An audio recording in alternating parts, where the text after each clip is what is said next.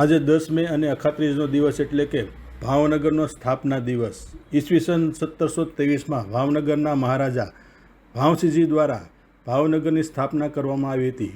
આજે ભાવનગરનો 302મો સ્થાપના દિવસ છે. આ દિવસને ભાવનગરના ધારાસભ્ય જીતુભાઈ વાઘાણી પ્રેરિત ઉત્સવ સમિતિ દ્વારા ધામધૂમપૂર્વક ભાવનગરનો જન્મદિવસ ઉજવવામાં આવે છે.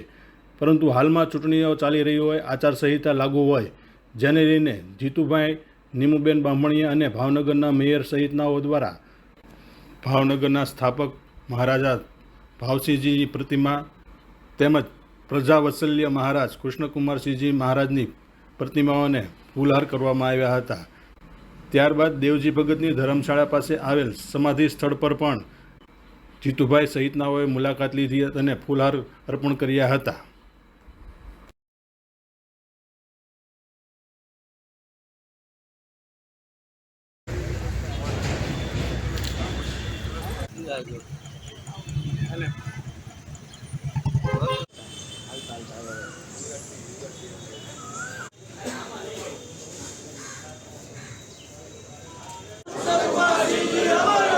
अमर रहो, अमर रहो।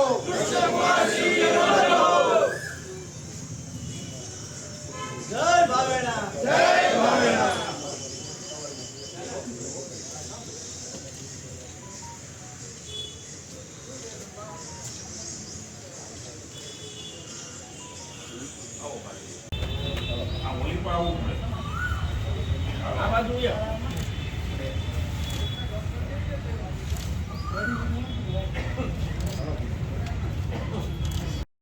ભાવિ સાંસદ અને લાડીલા અમારા નીમુબેન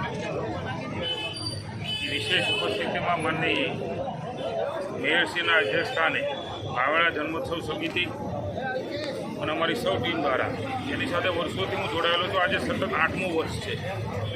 302મા વર્ષમાં ભાવનગર પહોંચ્યું છું. સમગ્ર ભારતની અંદર આ પ્રકારે વિશેષ ઉજવણી એ કદાચ ભાવનગર સિવાય કાંઈ થતી નથી. આપણા સૌ માટે આનંદની વાત છે.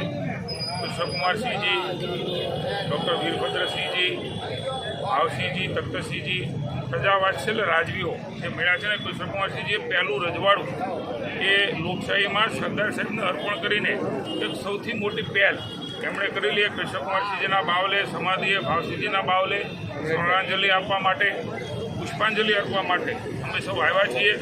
હું આજના દિવસે તોરણ બંધાણું હતું ત્યારે અક્ષય તૃતીયા છે, અખાત્રીજ કહેવાય છે અને પરશુરામ જયંતિ છે.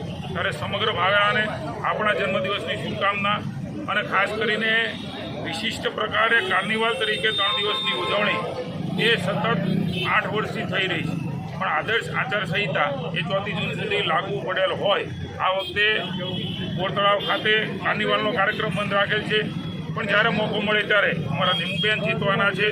એ જીતનો ઉત્સવ, ભાવેણાનો ઉત્સવ એ સમૂહમાં કંઈક ભેગો કરીને એક સમગ્ર ભાવનગરની જનતાને સાથે રાખીને એક ઉત્સવ સ્વરૂપે ભાવેણાના જન્મદિવસની પણ ઉજવણી એ આવનારા સમયમાં અમે સૌ સાથે મળીને કરવાના છીએ. પુનઃ એકવાર કૃષ્ણકુમારસિંહજીની દિવ્ય ચેતના, ભાવસિંહજીની દિવ્ય ચેતના, ડૉક્ટર વીરભદ્રસિંહજીની દિવ્ય ચેતના, તખ્તસિંહજીની દિવ્ય ચેતનાને વંદન કરું છું.